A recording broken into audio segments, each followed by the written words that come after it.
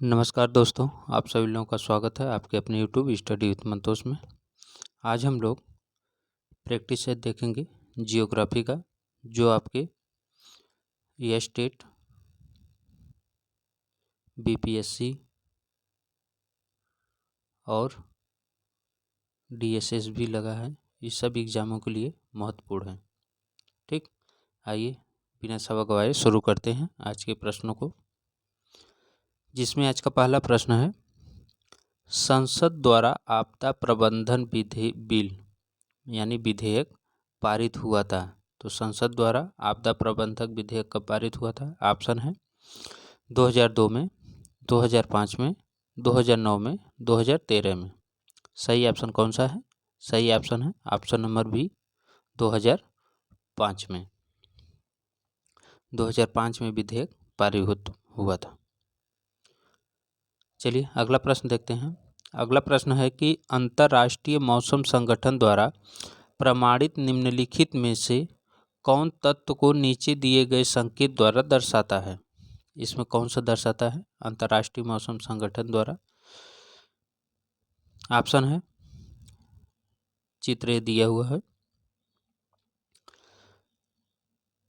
धूल झंझावट, बर्फ झंझावट, ओला, हिमवर्षा।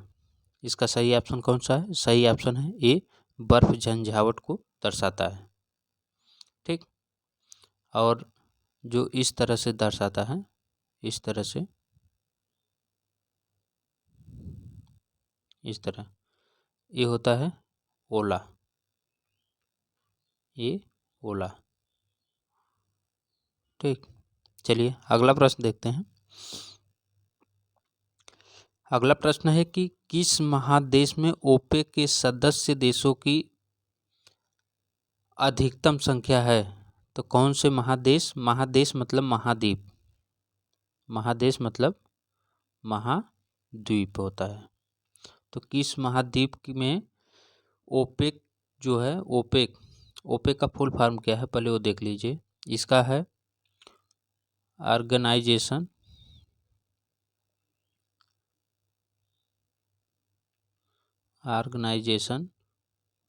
Of the petroleum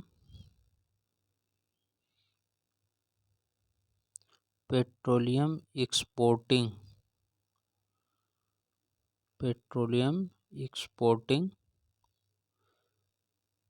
countries. ठीक, इसी को ओपेक बोलते हैं शॉर्टकट में। ठीक, इसमें पेट्रोलियम के जो देश हैं उनका संगठन है, इसमें वो लोग आते हैं। तो वही पूछ रहा है कि इसमें कौन सा देश, कौन सा महाद्वीप है जिसके सबसे अधिक सदस्य देश हैं?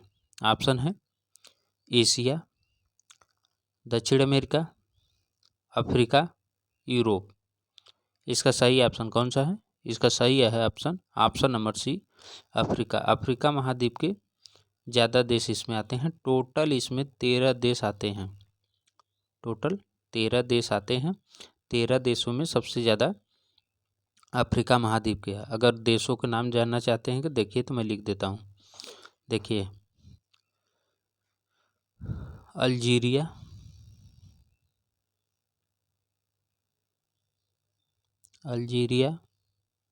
अंगोला,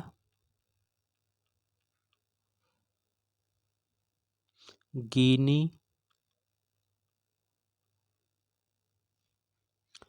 गैबोन,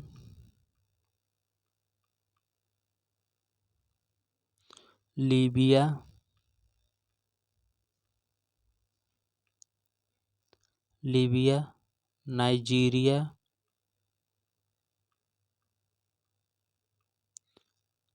नाइजीरिया, कांगो गणराज्य,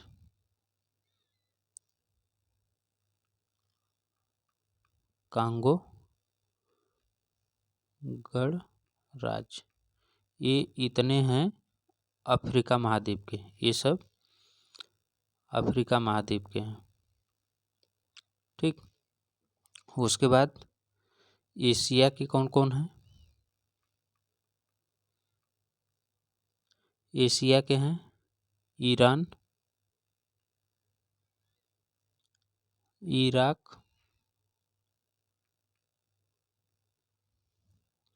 कुवैत, सऊदी अरब,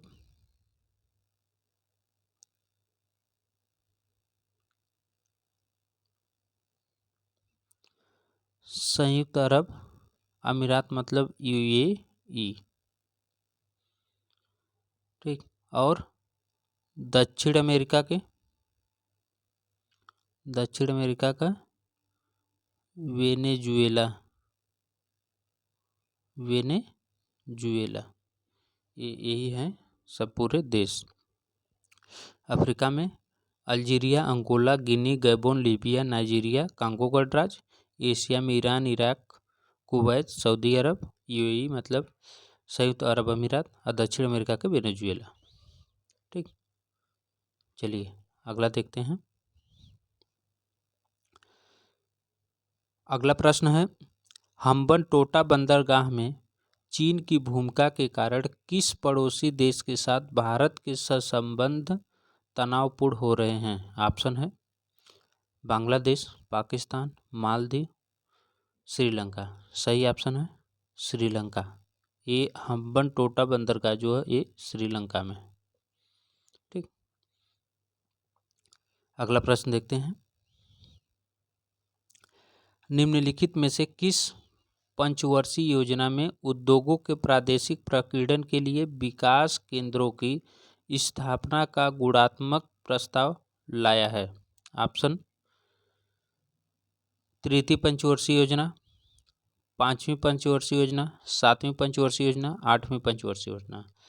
तो जो प्रादेशिक प्रकीर्णन के लिए विकास केंद्रों की स्थापना का गुणात्मक प्रस्ताव लाया गया वो पांचवी पंचवर्षीय योजना में लाया गया। ऑप्शन नंबर बी सही है।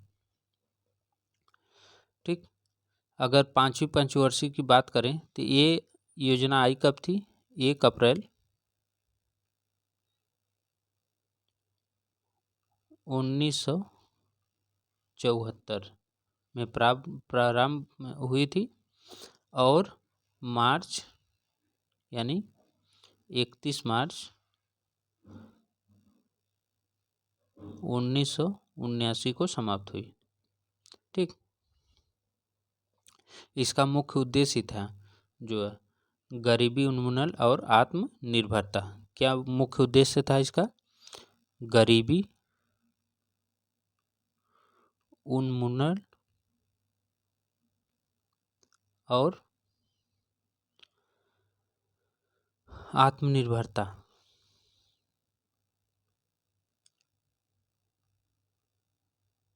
ठीक, ये था। चलिए अगला देखते हैं। अगला प्रश्न है, जनगणना 2011 के में भारत की कुल जनसंख्या 121 करोड़ में नगरीकरण का स्तर क्या था? तो इसमें नगरीकरण का स्तर क्या था 2011 की जनगणना में? ऑप्शन है 33.16%, 32.16%, 30.16%, 31.16%। यानी इसको 16 नहीं पढ़ा जाता, एक 6 पढ़ा जाता है। कोई दिक्कत नहीं, कुछ भी आप कर लीजिए अपने समझने के लिए। इसका सही ऑप्शन कौन सा है? इसका सही ऑप्शन है ऑप्शन नंबर डी, 31.16 यानी 16%। इतने जो है वो नगरीकरण स्तर थे। ठीक, चलिए अगला देखते हैं। अगला है जनगणना जो है इसको मिलाना है, साक्षरता संबंधित है, कहाँ कितनी साक्षरता है।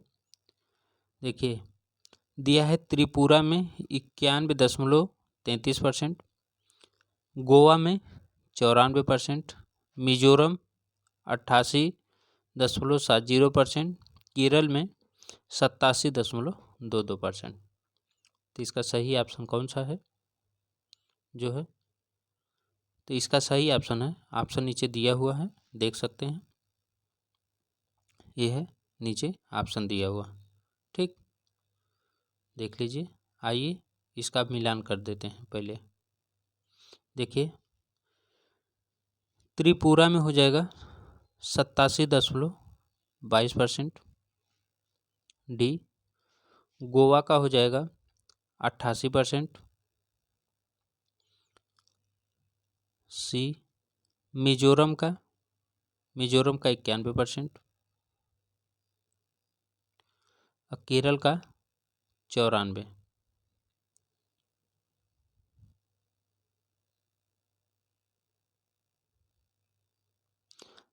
D C A B.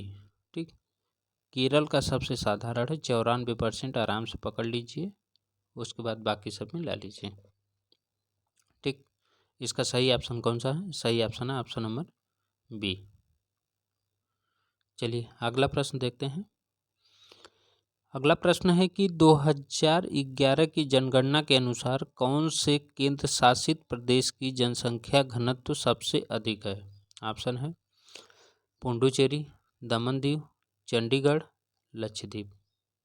इसका सही ऑप्शन कौन सा है? इसका सही ऑप्शन है ऑप्शन नंबर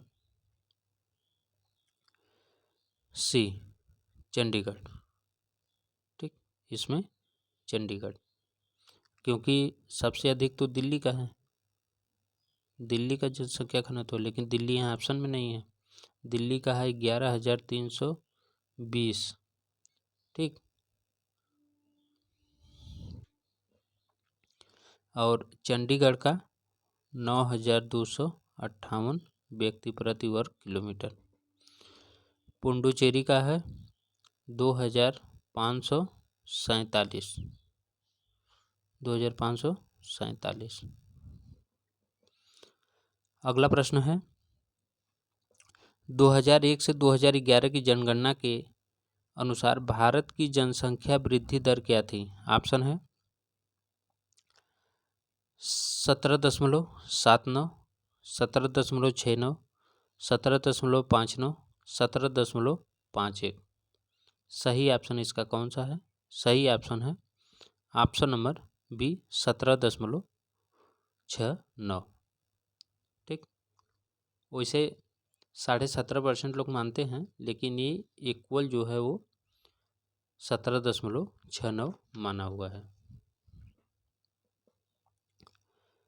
चलिए अगला देखते हैं। अगला प्रश्न है सूची 1 को सूची 2 से मिलान करना है। एक तरफ खनिज, दूसरी तरफ खनन क्षेत्र है। ठीक, तांबा, कुद्रेमुख, लौह अयस्क, बालाघाट, मैग्नीज, कोडरमा, अभ्रक, खेतड़ी। नीचे ऑप्शन दिया हुआ है, ऑप्शन देख लीजिए। आइए पहले इसका मिलान करते हैं। तांबा सबसे पहले हो जाएगा खेतड़ी, जो राजस्थान में है, बहुत फेमस है। लौह अयस्क, लौह अयस्क की बात करें तो कुद्रेमुख कर्नाटक में है। मैग्नीज, मैग्नीज की बात करें तो ये बालाघाट मध्य प्रदेश है। अभ्रक, कोडरमा, झारखंड। ठीक, तो 4, 1, 2, 3 ऑप्शन नंबर डी सही हो जाएगा। ठीक, कुद्रेमुख कर्नाटक, बालाघाट मध्य प्रदेश, कोडरमा झारखंड, खेतड़ी राजस्थान। चलिए अगला देखते हैं। अगला प्रश्न है कि गुजरात का कौन सा शहर नमक के उत्पादन से समृद्ध है? नमक के उत्पादन से पूछ रहा है। सूरत, कांडला, बड़ोदरा, गांधीधाम। सही ऑप्शन कौन सा है? इसका सही ऑप्शन है ऑप्शन नंबर डी, गांधीधाम। ठीक, गांधीधाम जो है ये नमक उत्पादन से संबंध रखता है। अगला प्रश्न है स्थानांतरणशील कृषि सामान्यतः होती है। ऑप्शन है घास के मैदान में, वन में, मरुस्थल में, मैदान में। सही ऑप्शन कौन सा है? सही ऑप्शन है ऑप्शन नंबर बी, ये स्थानांतरणशील कृषि जो होती है ये वनों में की जाती है। ठीक, क्योंकि इसको लोग खेतों को मतलब वनों को जला देते हैं, उसको काटकर। ठीक, काटकर उसको जला देते हैं, उसके बाद उसके राख को छींट देते हैं, छींट के उसी में करते हैं खेती।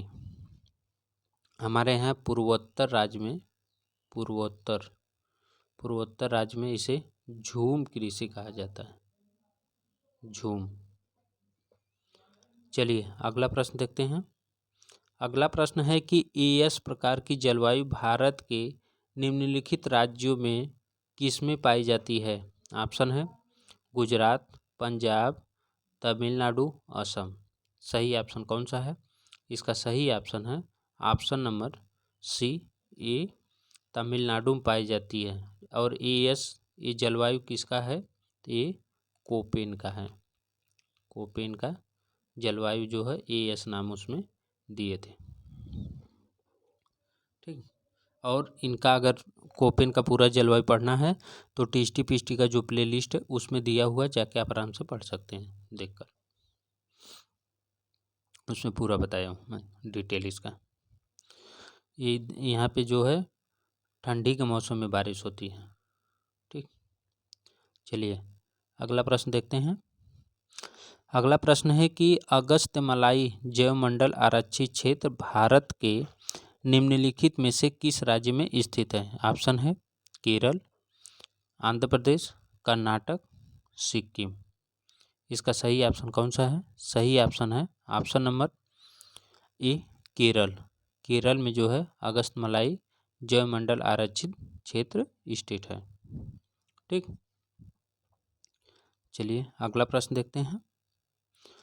अगला प्रश्न है कि केरल में मानसून के पहुंचने की सामान्य तिथि है। ऑप्शन है 1 मई, 15 मई, 30 मई, 1 जून। सही ऑप्शन कौन सा है? इसका सही ऑप्शन है ऑप्शन नंबर डी 1 जून। 1 जून को सबसे पहले मानसून पहुंचता है, लेकिन उससे भी पहले लगभग 20 मई तक ये अंडमान निकोबार पहुंच जाता है। अंडमान निकोबार। ठीक। तो अगर पूछे ऑप्शन में रखे, ये भी अंडमान निकोबार भी अगर ऑप्शन में रखे और पूछे कि सबसे पहले कहाँ बारिश होती है, तो आप अंडमान निकोबार लगाइएगा। अगर अंडमान निकोबार अगर ऑप्शन में न हो तो केरल सही है। अगर 1 जून पूछे तो केरल ही सही होगा। ठीक। सबसे पहले मानसून अगर पूछे, अगर ऑप्शन में अंडमान रहे तो अंडमान लगाएंगे। चलिए अगला प्रश्न देख लेते हैं। पूरा विधिवत एकदम चर्चा करते हुए चल रहा हूँ। जो लोग चैनल पर नए आएंगे चैनल को सब्सक्राइब कर लीजिएगा और लाइक शेयर करना मत भूलिएगा। ठीक। अब ये सब चीज़ मुझे बार बार कहना अच्छा नहीं लगता है। बहुत से लोग हैं चैनल को देखते हैं लेकिन सब्सक्राइब नहीं करते हैं। चलिए देखते हैं। पोचमपात सिंचाई परियोजना स्थित है। ऑप्शन है कोसी नदी पर, महानदी पर, कृष्णा नदी पर, गोदावरी नदी पर। इसका सही ऑप्शन कौन सा है? इसका सही ऑप्शन है ऑप्शन नंबर डी गोदावरी नदी पर। पोचमपात परियोजना जो है ये गोदावरी नदी पर स्थित है और ये कहाँ पे है? आंध्र प्रदेश। ठीक। आंध्र प्रदेश। चलिए अगला देखते हैं। अगला प्रश्न है कि गंगा के मैदानी भाग में पुरातन जलोढ़ मिट्टी को कहते हैं। ऑप्शन है भाबर, बांगर, खादर, तराई। सही ऑप्शन है ऑप्शन नंबर बी बांगर। उसे बांगर कहते हैं। खादर वो होता है जहाँ पे बाढ़ का पानी पहुँच जाता है और मिट्टी को नया बना देता है। ठीक। भाबर वो एरिया है जहाँ कंकड़ पत्थर वाला है, यहाँ पे कंकड़ पत्थर। ठीक। और तराई वाला वो क्षेत्र है जो पानी में डूब जाता है। ठीक। बाढ़ आने से वो होता है तराई क्षेत्र। चलिए चलते हैं अब अगले प्रश्न की तरफ। अगला प्रश्न है हिमालय में अल्पाइन जोन मध्य समुद्र तल से ... की ऊंचाई पर मिलती है। अल्पाइन जोन कितने समुद्र तल की ऊंचाई पर मिलती है? ऑप्शन है 2000 से 3000 मीटर, 2000 से 3500 मीटर, 3500 से 4000 मीटर, 3500 से 5000 मीटर। ऑप्शन सही है 35000 से 500 मीटर की ऊंचाई पर अल्पाइन जो है वो वनस्पति पाई जाती है। ठीक। चलिए अगला देखते हैं, अगला सूची है, इसको मिलान करना है। सूची 1 को सूची 2 से, एक तरफ है संगम नगरी, दूसरे तरफ है नदियाँ। तो संगम और नदियों को मिलान करना है। ऑप्शन है देवप्रयाग, धौली एवं बिसड़ी गंगा, विष्णु प्रयाग, पिंडार एवं अलकनंदा, कर्णप्रयाग, अलकनंदा एवं भागीरथी, रुद्रप्रयाग, मंदाकिनी एवं अलकनंदा। ऑप्शन नीचे दिया हुआ है, देख सकते हैं। आइए पहले इसका मिलान करते हैं। सबसे पहले देवप्रयाग की हम बात करें तो देवप्रयाग में अलकनंदा और भागीरथी मिलती हैं, जहाँ से गंगा नदी का निर्माण होता है। ठीक, गंगा नदी कहीं से निकली नहीं है डायरेक्ट, क्योंकि गंगा नदी दो नदियों के मिलने से उसका निर्माण होता है। उसके बाद विष्णु गंगा, विष्णु गंगा, धौली गंगा और विष्णु गंगा जहाँ मिलती हैं उसे विष्णु प्रयाग कहते हैं।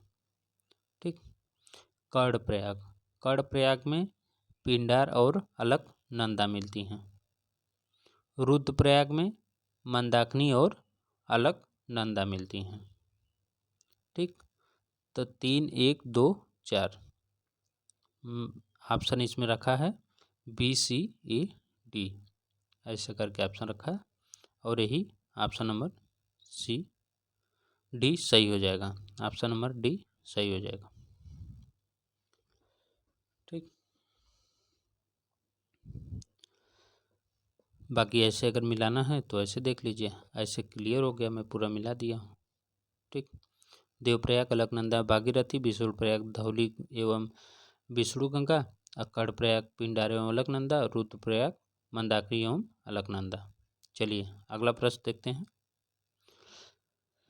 अगला प्रश्न है कि केरल की सबसे लंबी नदी कौन है? ऑप्शन है भरतपुजा, पेरियार, काली, शरावती। सही ऑप्शन कौन सा है? सही ऑप्शन है option number B, Periyar. Kerala की सबसे लंबी नदी है पेरियार। ठीक, और इसकी लंबाई है कितनी? इसकी लंबाई है 244 किलोमीटर। चलिए अगला प्रश्न देखते हैं। भारत के उत्तर पश्चिम भाग में शीतकाल में वर्षा होती है। ऑप्शन है झंझावातों से, लौटते मानसून से, पश्चिमी विक्षोभ से, उष्णकटिबंधीय चक्रवातों से। इसका सही ऑप्शन कौन सा है? इसका सही ऑप्शन है ऑप्शन नंबर सी, पश्चिमी विक्षोभों से जो है वो उत्तर पश्चिमी भाग में शीतकाल में वर्षा होती है। ठीक, चलिए अगला देखते हैं।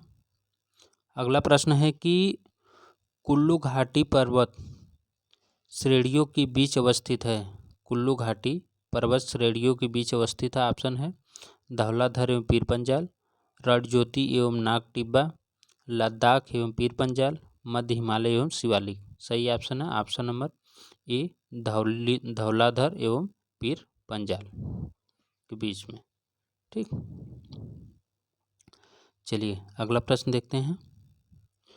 अगला प्रश्न है कि कुर्ग जिले की ब्रह्मगिरी पहाड़ियों में से कौन सी नदी निकलती है? तो कुर्ग जिले के ब्रह्मगिरी पहाड़ी से कौन नदी निकलती है? ऑप्शन है कावेरी, ताप्ती, महानदी, पेन्ना। तो इसका सही ऑप्शन कौन सा है? इसका सही ऑप्शन है वहाँ से कावेरी नदी निकलती है। ठीक, कावेरी नदी निकलती है। चलिए अगला प्रश्न देखते हैं। प्रायद्वीपीय पठार की सबसे ऊंची चोटी कौन सी है? प्रायद्वीपीय पठार की सबसे ऊंची चोटी कौन सी है? कैलाश चोटी, अनाईमुड़ी चोटी, अन्नपूर्णा चोटी, खंडेश चोटी। तो इसका सही ऑप्शन कौन सा है? इसका सही ऑप्शन है ऑप्शन नंबर बी, अनाईमुड़ी चोटी। ठीक, और इसकी ऊंचाई है कितनी? तो इसकी ऊंचाई है 2695 मीटर। चलिए अगले प्रश्न की ओर चलते हैं। अगला प्रश्न है कि डेक्कन की बेसाल्ट परतें क्या इंगित करती हैं? तो डेक्कन की विशाल परतें क्या इंगित करती हैं? निम्न निम्न सभी दूरस्थ अतीत में विशाल ज्वालामुखी विस्फोट, नदियों की विशाल क्षरण गति विधि, मौसम का प्रभाव। इसका सही ऑप्शन कौन सा है? सही ऑप्शन है जो डेक्कन की विशाल परतें हैं वो इंगित करती हैं कि दूरस्थ अतीत में विशाल ज्वालामुखी विस्फोट। ठीक, बताते हैं लोग कि इसी से डेक्कन ट्रैप का निर्माण हुआ है, ज्वालामुखी विस्फोट की वजह से। अगला प्रश्न है कि दक्षिण से उत्तर की ओर हिमालय श्रेणियों का निम्नलिखित में से कौन सा क्रम सही है? ऑप्शन है विशाल हिमालय, लघु हिमालय, शिवालिक हिमालय। शिवालिक हिमालय, हिमालय, शिवालिक, विशाल हिमालय, लघु हिमालय। लघु हिमालय, विशाल हिमालय, शिवालिक हिमालय। शिवालिक हिमालय, लघु हिमालय, विशाल हिमालय। सही ऑप्शन इसका ऑप्शन नंबर डी। दक्षिण से उत्तर की ओर पूछ रहा है जो है, तो सबसे पहले शिवालिक हो जाएगा, उसके बाद लघु हिमालय हो जाएगा, फिर विशाल हिमालय हो जाएगा। एक चीज़ और इसमें जान लीजिए, देखिए जब ऊपर से इस तरह से आएंगे, इस तरह से, ठीक, तो ये तो हो गया बृहत हिमालय मतलब विशाल हिमालय। ठीक, ये हो गया बृहत, ये हो गया बृहत, ये हो गया मध्य। ठीक, ये हो गया शिवालिक। इन लोगों के बीच में भी जो है, जो गैप है उसका नाम क्या है? तो जो ट्रांस इसके ऊपर है, ट्रांस हिमालय है यहाँ पे। ठीक, ये सब पूरा ट्रांस हिमालय का एरिया है। ट्रांस हिमालय और बृहत हिमालय के बीच में ITS-Z मतलब इंडियन तिब्बत सचर जोन पाया जाता है। ठीक, उसके बाद जो है बृहत हिमालय और मध्य हिमालय के बीच में जो है MCT पाया जाता है। ठीक, और बृहत हिमालय, मध्य हिमालय और शिवालिक हिमालय के बीच MBF पाया जाता है। ठीक, उसके बाद शिवालिक और नीचे हो जाता है विशाल मैदान। विशाल मैदान, इन दोनों के बीच में HFF पाया जाता है। ठीक, चलिए आगे देखते हैं। अगला है फेल्ला कृषक होता है, तो फेल्ला कृषक कहाँ होता है?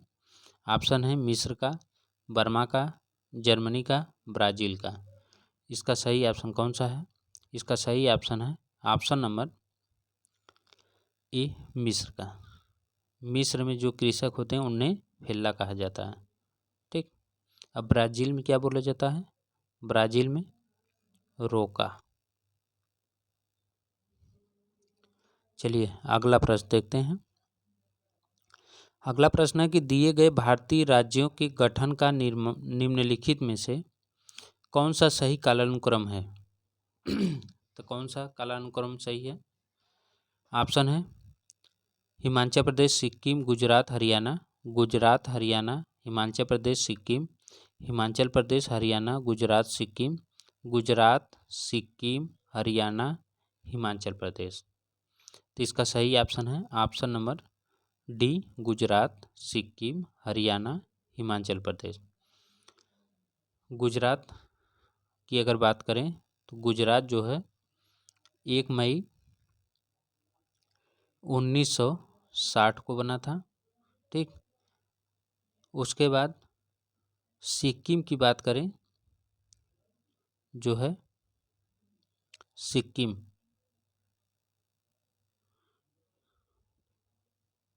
नहीं यहाँ पे तो ये गलत हो जाएगा ना, सॉरी 1 मिनट रुकिए। यहाँ पे गुजरात, हरियाणा, हिमाचल प्रदेश, सिक्किम, ऑप्शन नंबर इसका तो बी सही होगा ना। ऑप्शन नंबर इसका बी सही है। अब बी सही कैसे है देखिए, पहले इसका जो है 1 मई 1960 को हरियाणा का अगर बात करें तो ये है 1 नवंबर 1966। हिमाचल प्रदेश की अगर बात करें तो ये 25 जनवरी 1971। सिक्किम की अगर बात करें तो ये 15 मई 1975। ठीक, ये है इसका क्रम। ऑप्शन नंबर इसका 20 है। यहाँ पे भी मैं गुजरात ही देखा था ना, इसीलिए मैं गुजरात लगाया था, ये गलत है। इसका सही ऑप्शन ये है। ठीक, क्योंकि गुजरात के बाद हरियाणा बना था, हरियाणा के बाद हिमाचल, सबसे लास्ट में जो इसमें सिक्किम बना था ऑप्शन के अकॉर्डिंग। चलिए अगला देखते हैं। अगला प्रश्न है कि भारत की सबसे पहले खोज करने वाला यात्री था। तो भारत की सबसे पहले, एक्चुअली ये भारत की खोज तो किया नहीं था, भारत का खोज कोई नहीं करने वाला, भारत तो पहले से था। ये भारत के समुद्री मार्ग का खोज किया था। ठीक, ये समुद्री मार्ग खोज किया था। ऑप्शन कुछ भी बन जाता है क्वेश्चन।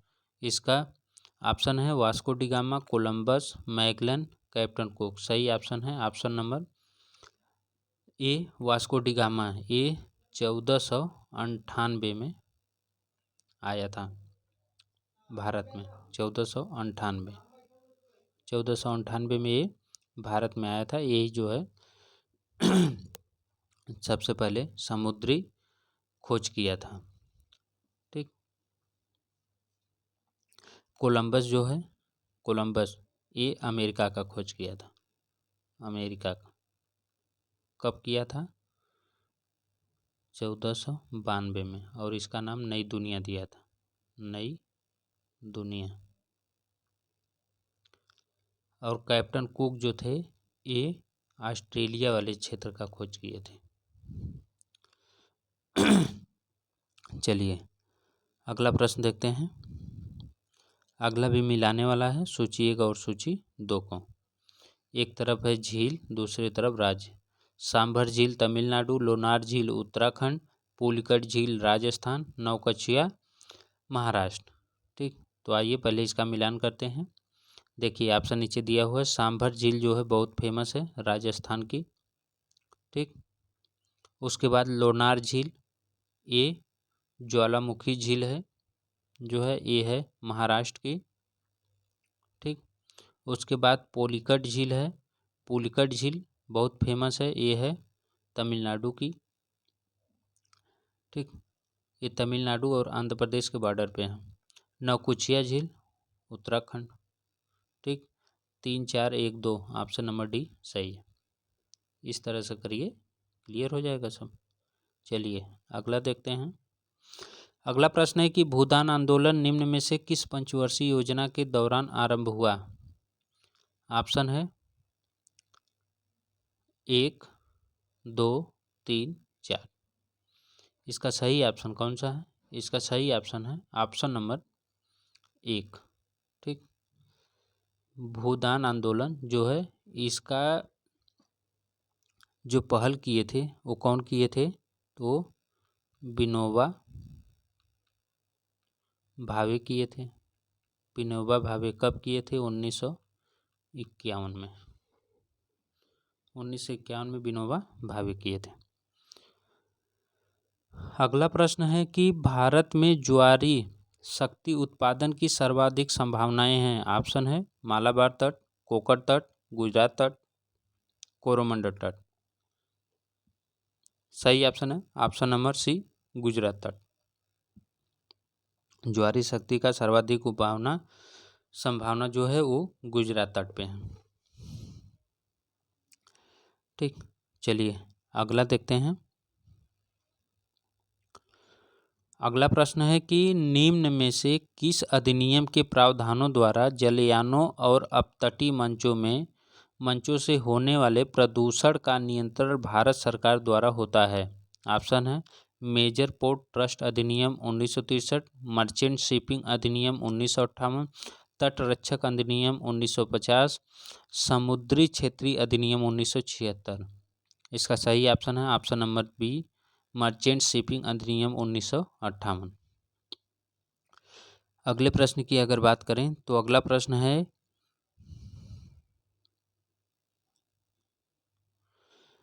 निम्न में से कौन सा एक सामुद्रिक मार्ग विश्व का व्यस्ततम जलमार्ग है? ऑप्शन है भूमध्य सागरी, कैरिबियन पनामा, उत्तरी अटलांटिक, उत्तरी प्रशांत। सही ऑप्शन है ऑप्शन नंबर ए सी है, उत्तरी अटलांटिक। उत्तरी अटलांटिक जो है ये सामुद्रिक व्यस्तता में विश्व में नंबर 1 पे है। ठीक, चलिए अगला प्रश्न देखते हैं। अगले प्रश्न की अगर बात करें तो अगला प्रश्न भी सूची है, एक सूची 2 सूची से मिलाना है, और एक तरफ है नगर, दूसरी तरफ है उद्योग। ओसाका पोत निर्माण, हैबर्ग वस्त्र उद्योग, डेट्रॉयट लोहा तथा इस्पात, पिट्सबर्ग मोटर गाड़ी। आइए सबसे पहले इसको मिलाते हैं। देखिए नीचे ऑप्शन दिया हुआ है, ओसाका जो है ये वस्त्र उद्योग है। ठीक, हैम्बर्ग की अगर बात करें तो ये पोत निर्माण है, हैम्बर्ग पोत निर्माण। डेट्रॉयट की अगर बात करें तो ये डेट्रॉयट मोटर गाड़ी उत्पादन के लिए है। अब पिट्सबर्ग लोहा। ठीक, तो 2 1 4 3 option number B, option number A, option number A. चलिए अगला प्रश्न देखते हैं। अगला प्रश्न है, यारवा माटे, इसका नाम है यारवा माटा, होती है तो ये क्या है? मैक्सिको में एक खाद्य वस्तु, ब्राज़ील में एक मवेशी चारा, पराग्वे में चाय सदृश एक झाड़ी, अर्जेंटीना में चर्म शोधन हेतु प्रयुक्त एक पेड़। तो इसका सही ऑप्शन कौन सा है? इसका सही ऑप्शन है ऑप्शन नंबर सी। ठीक, पराग्वे में चाय सदृश एक झाड़ी है। यारवा माटवा जो है ये चाय की तरह एक पेय पदार्थ है। ठीक, चलिए अगला देखते हैं। सूची 1 को सूची 2 से मिलान करना है। एक तरफ है कोयला श्रेणी, दूसरी तरफ है कोयला के प्रकार। ठीक, श्रेणी 1 पीट, 2 लिग्नाइट, 3 एंथ्रासाइट, 4 बिटुमिनस। ऑप्शन नीचे दिया हुआ है, ऑप्शन पूरा देख लीजिए। आइए इसका मूल्यांकन करते हैं। देखिए श्रेणी 1 में रखा जाता है एंथ्रासाइट को, एंथ्रासाइट को श्रेणी 1 में रखा जाता है। उसके बाद श्रेणी 2 में बिटुमिनस को रखा जाता है। ठीक, उसके बाद श्रेणी 3 में लिग्नाइट को रखा जाता है, और श्रेणी 4 में पीट को रखा जाता है। तो 3 4 2 1 ऑप्शन नंबर डी सही हो जाएगा। चलिए अगला प्रश्न देखते हैं। अगला प्रश्न है कि कियोराग, कियोराग का प्रसिद्ध लौह अयस्क क्षेत्र स्थित है। ऑप्शन है रूस, बेलारूस, यूक्रेन, कजाकिस्तान। इसका सही ऑप्शन है ऑप्शन नंबर सी, ये यूक्रेन में है। कियोराग जो है ये यूक्रेन में है। ठीक, यहाँ से ये लगभग 3/4 अयस्क, कितना 3/4 अयस्क जो है यहाँ पे पाया जाता है। चलिए अगला प्रश्न देखते हैं। विश्व में तांबे का बृहत्तम उत्पादक है। ऑप्शन है ऑस्ट्रेलिया, चिली, पेरू, संयुक्त राज्य अमेरिका। इसका सही ऑप्शन है चिली। चिली जो है वो विश्व में तांबे का बृहत्तम उत्पादक है। अगले प्रश्न की अगर बात करें तो अगला प्रश्न है, निम्नलिखित में से कौन सा एक उत्तम गुणवत्ता का कोयला है? ऑप्शन है पीट, लिग्नाइट, बिटुमिनस, एंथ्रासाइट। अभी बात मैं किया था, नंबर 1 पे है एंथ्रासाइट। ठीक, अगला प्रश्न अगर देखें तो अगला प्रश्न है कि उपजाऊ मिट्टी जो कृषि के योग्य है में पीएच मान की संभावना होती है 3 4 6 से 7 9 से 10। सही ऑप्शन है 6 से 7। ठीक, इसका पीएच मान 6 से 7 होता है। अगला बात अगर हम करें प्रश्न की, तो अगला प्रश्न है कि चावल की कृषि की जाती है। ऑप्शन है प्रेरी घास भूमियों में, सवाना जलवायु में, लैटेराइट मिट्टी में, जलपूरित निम्नवर्ती भागों में। तो इसका सही ऑप्शन कौन सा है? इसका सही ऑप्शन है ऑप्शन नंबर डी, जलपूरित निम्नवर्ती भागों में। कहीं अगर यहीं पे उठा के ऑप्शन जलोढ़ लिख देता तब भी ये वही सही होता, जलोढ़। ठीक, चलिए अगला देखते हैं। अगर इसमें ये देखिए, प्रेरी जो है ये गेहूं के लिए फेमस है, ये गेहूं के लिए। ठीक, और सवाना जो है ये जलवायु क्षेत्र है। ठीक, सवाना एक वो भी है घास, सवाना एक घास भी है, और ये इसे हाथी घास भी बोला जाता है, और ये दक्षिण अफ्रीका में पाई जाती हैं। चलिए अगला देखते हैं हम। अगला प्रश्न है कि गेहूं की उपज निम्नलिखित में से किससे संबंधित है? ऑप्शन है सेलवास, लानोज, कंपास, स्टेपी। सही ऑप्शन है स्टेपी। गेहूं की उपज जो है वो स्टेपी से संबंधित है। ठीक, चलिए अगला प्रश्न देखते हैं। अगला प्रश्न है कि ऑस्ट्रेलिया में गेहूं के फार्म संकेंद्रित हैं। ऑप्शन है क्वींसलैंड में, नॉर्दर्न टेरिटरीज में, पश्चिमी ऑस्ट्रेलिया में, न्यू साउथ वेल्स में। सही ऑप्शन है option number D, New South Wales में। अगला प्रश्न है, निम्नलिखित में से कौन सी फसल सबसे अधिक देशों में उगाई जाती है? ऑप्शन है मक्का, बाजरा, चावल, गेहूं। तो इसका सही ऑप्शन कौन सा है? इसका सही ऑप्शन है ऑप्शन नंबर ए, मक्का। मक्का सबसे अधिक देशों में उगाया जाता है, जो है सबसे अधिक मक्का यूएसए में, यूएसए में सबसे अधिक जो है अमेरिका में उगाया जाता है। अमेरिका की मक्का पेटी को कॉर्नफील्ड कहते हैं, कॉर्नफील्ड। दूसरे स्थान पे चीन है। ठीक, और ये जो लोग जो है सुअर पालन के लिए इसका सबसे अधिक खेती करते हैं। ठीक, अगला प्रश्न देखते हैं। चलिए अगला प्रश्न है कि चावल की फसल की खेती डाट डाट का उत्पादन करती है। SO2 का, CH4 का, CFCS का, CO2 का। सही ऑप्शन है ऑप्शन नंबर बी, CH4 यानी मेथेन का। ठीक, चावल मतलब वो धान के खेत से जो है ये मेथेन गैस निकलती है। चलिए अगला देखते हैं। अगला प्रश्न है कि निम्नलिखित देशों में से कौन सा अपने गेहूं उत्पादन का लगभग 2/3 निर्यात करता है? Australia, Canada, Argentina, Germany. सही ऑप्शन है option number B, option number A, option number A, Australia. आज बार बार बी निकल रहा है ऑप्शन मुंह से, लेकिन इसका सही ए है, ऑस्ट्रेलिया। ये LT ग्रेड में पूछा हुआ पेपर प्रश्न ये जो है LT ग्रेड में पूछा था। चलिए अगला प्रश्न है कि गुड़ यानी खाड़ क्या होता है?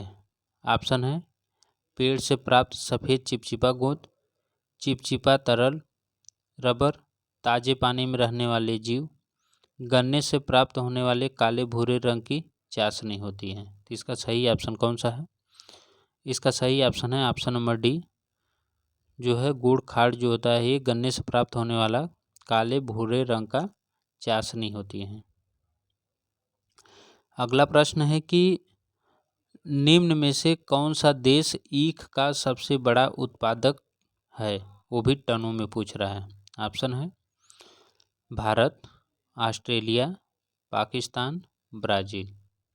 इसका सही ऑप्शन कौन सा है? अगर टन में पूछा जाए तो टन में सबसे अधिक उत्पादन ब्राज़ील का है। वैसे गन्ने का उत्पादन सबसे अधिक कौन करता है? तो इसे भारत करता है। द्वितीयक क्रियाओं में लगे श्रमिकों को निम्न में से किसके नाम से जाना जाता है? ऑप्शन है नीले कॉलर, लाल कॉलर, श्वेत कॉलर, सुनहरा कॉलर। तो इसका सही ऑप्शन कौन सा है? इसका सही ऑप्शन है ऑप्शन नंबर ए, नीले कॉलर। नीले कॉलर के नाम से इन्हें जाना जाता है। अगला अगर हम बात करें तो अगला है निम्नलिखित में से किसने आर्थिक विकास के मूल बाह्य मॉडल कोर फेरी फेरी मॉडल का प्रतिपादन किया था? ऑप्शन है रोस्टो, फ्राइडमैन, मिडल, हार्समैन। सही ऑप्शन है फ्राइडमैन। ठीक, कोर पेरीफेरी मॉडल जो है वो फ्राइडमैन दिए थे। अगला प्रश्न है कि मेगालोपोलिस शब्द का प्रयोग कौन किया था? तो मेगालोपोलिस शब्द कौन दिया था? ऑप्शन है जी गार्टमैन, टेलर, डेविस, पेंक। सही ऑप्शन है जी गार्टमैन। ठीक, जी गार्टमैन दिए थे। चलिए अगला देखते हैं। अगला है कि निम्नलिखित में से कौन सी विधि मानचित्र पर ग्रामीण जनसंख्या के वितरण को प्रदर्शित करने के लिए सर्वाधिक उपयुक्त है? ऑप्शन है बिंदु विधि, छाया विधि, वृत्त विधि, गोलाप विधि। सही ऑप्शन है बिंदु विधि। अगला प्रश्न है कि जलोढ़ मैदानों में निम्नलिखित में से अधिवासों का कौन सा प्रतिरूप मिलता है? रेखी, वृत्ताकार, आयताकार, नेबुला। सही ऑप्शन है आयताकार। अगला है सूची 1 को सूची 2 से मिलान करना है। आदिवासी जीवन पद्धति, बद्दू कृषि, बोरो शिकार, लैप पशुचारण एवं शिकार, पिग्मी पशुचारण। नीचे ऑप्शन दिया हुआ है, देखिए और इसका मिलान कीजिए। देखिए बद्दू जो है ये पशुचारण हो जाएगा 4, बोरो ये कृषि कार्य हो जाएगा 1, लैप की अगर बात करें तो ये पशुचारण एवं शिकार हो जाएगा 3, पिग्मी शिकार। ऑप्शन नंबर ए सही हो जाएगा 4, 1, 3, 2। चलिए अगला प्रश्न देखते हैं। सूची 1 को सूची 2 से मिलान करना है। देखिए आइए देखते हैं। पहले सूची 1 में दिया है कि मसाई अफ्रीका घास के मैदान, भील उत्तर पूर्वी भारत, बुशमैन कालाहारी, कुकी राजस्थान। नीचे दिया हुआ है ऑप्शन, मिलान करना है। आइए इसका मिलान करते हैं। देखिए सबसे पहले बात करें हम मसाई की, तो मसाई जो है ये अफ्रीकी घास के मैदान पाए जाते हैं। ठीक, उसके बाद भील, भील जो है ये राजस्थान पाए जाते हैं। बुशमैन, बुशमैन जो है ये कालाहारी में पाए जाते हैं। और कुकी उत्तर पूर्वी भारत पाए जाते हैं। वैसे अगर देखा जाए तो मणिपुर वाले क्षेत्र में। ठीक, कुकी जो है कि आंदोलन भी बहुत फेमस है मणिपुर का। ऑप्शन नंबर इसका डी सही हो जाएगा 1, 4, 3, 2।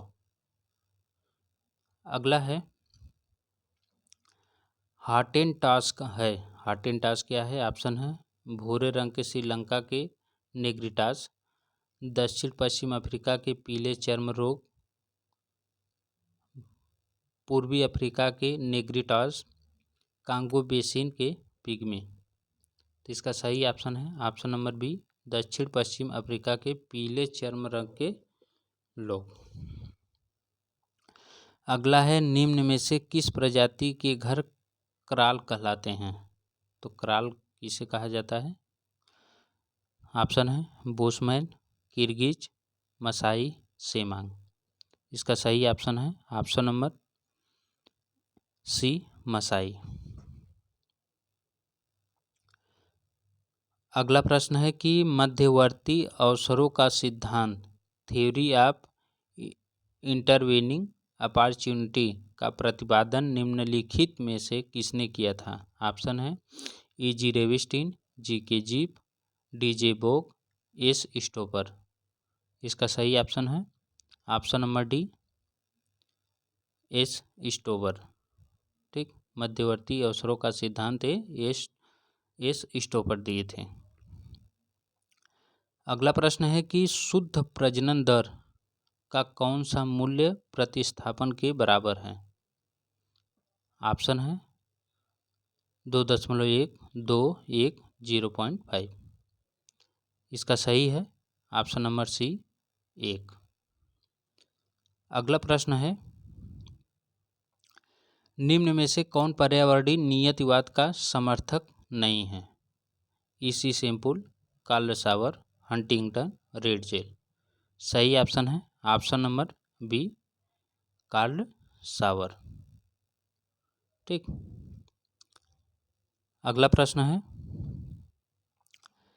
निम्नलिखित में से कौन सी नदी गंगा एक्शन प्लान में सम्मिलित नहीं की गई? ऑप्शन है गोमती, दामोदर, कोसी, यमुना।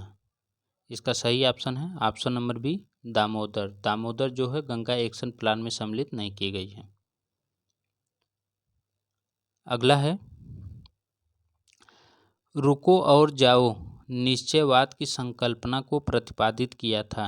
कौन किया था? ऑप्शन है Griffith Taylor, Jack Tatham, Ellsworth Huntington, Jean Brunhes. सही ऑप्शन है option number A, Griffith Taylor. ठीक, ये रहे आज के प्रश्नों की श्रृंखला, जिसे आप लोग देख लीजिएगा। दामोदर नदी जो है इसे बंगाल का शोक नदी भी कहते हैं, बंगाल का शोक, ये भी देख लीजिए यहीं पे। और कोसी को जो है बिहार का शोक, इसे बिहार का शोक कहा जाता है। ठीक, और चैनल को लाइक सब्सक्राइब कर लीजिएगा, शेयर कर दीजिएगा वीडियो को। फिर मिलेंगे नेक्स्ट वीडियो में, तब तक के लिए नमस्कार।